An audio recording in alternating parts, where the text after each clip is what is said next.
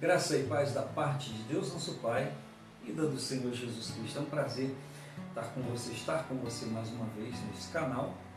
E eu peço a você que, se você está acompanhando pelo YouTube, que você ative o sininho, dê o seu like se quiser. Mas uma coisa é muito importante, que você faça um comentário. É importante para nós ampliarmos, melhorarmos, enfim, esperamos que esse momento de reflexão abençoe sua vida. Salmo de número 27, está escrito assim: o Senhor é a minha luz e a minha salvação. A quem temerei? O Senhor é a força da minha vida. De quem me recearei? Quando os malvados, adversários, inimigos investiram contra mim para devorarem a minha carne, tropeçaram e caíram. Ainda que um exército me cercasse, o meu coração não temeria. Ainda que a guerra se levantasse contra mim, nele confiaria. Uma coisa pedi ao Senhor e a buscarei. O quê? Que possa morar na casa do Senhor todos os dias da minha vida. Para quê? Para contemplar a formosura do Senhor e aprender no seu templo.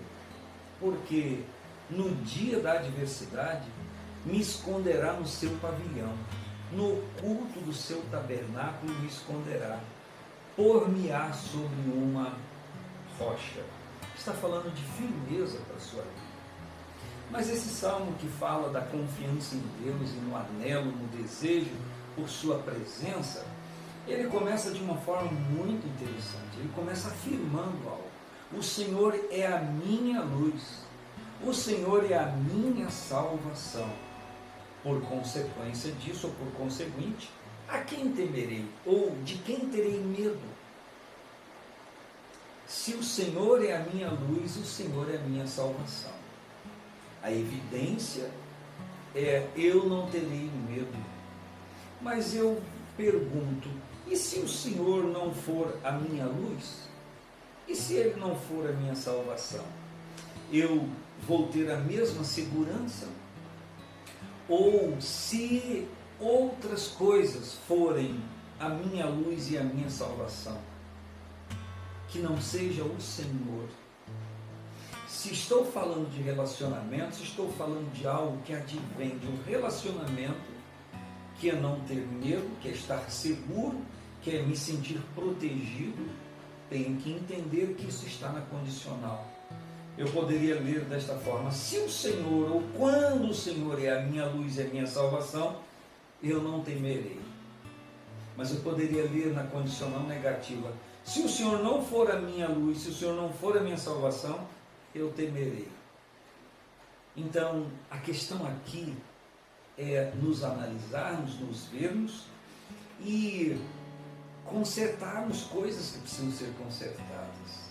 Que período de avaliação nós estamos tendo do nosso próprio ser e podemos olhar as nossas atitudes, o que fazemos, o que pensamos, a maneira com que levamos a nossa vida e tentarmos concluir, tentarmos enxergar se o Senhor tem sido a nossa luz, aquele que nos ilumina, aquele que nos clareia, aquele que nos guia, aquele que nos orienta, aquele que nos livra de tropeçar, como diz o Salmo clássico de 119, no versículo 105, lâmpada para os meus pés é a tua palavra e luz para o meu caminho.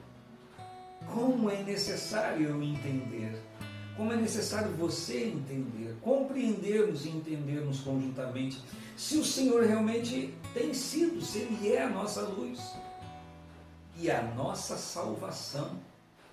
Porque se o Senhor é a nossa luz, Ele vai nos guiar salvos, vai nos guiar orientados por Ele. Isso vai trazer muita segurança para a nossa vida. Então nós não teremos medo daquilo que provoca medo na maioria das pessoas. Não quer dizer que nós não seremos confrontados por essas coisas, mas nós não sofreremos o agravo dessas coisas, porque nós temos alguém que nos sustenta e Ele diz: o Senhor é a força da minha vida. De quem me recearei? Força da minha vida. Em outras palavras, está dizendo: o Senhor é quem me mantém vivo e me permita, o Senhor é quem me energiza, o Senhor é quem me motiva, o Senhor é quem me sustenta. O Senhor é a força da minha vida. De quem me recearei? Que a mão de Deus esteja agora agindo em você. Talvez você esteja se sentindo acuado, receoso por tantas coisas, o que é, humanamente falando, normal.